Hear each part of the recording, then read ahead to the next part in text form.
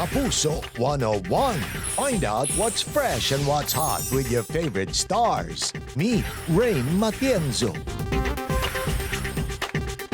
Social media influencer and actress, Rain joined the Kapuso network in 2022. Hoy! Paninirang puri na yung ginagawa nyo, ha? Kung akala mo nang kapuri-puri. 30,000 a month ang sweldo. Tapos, kasama na yung food and lodging. Tapos may benefits. Mag-iingat ka, mahal ko. She is tetay in Maging Sino Ka Man. Uy! Ano ka ba naman? Hindi self-pity ang sagot sa mga problema natin. Go! Teach your art to the world. I know!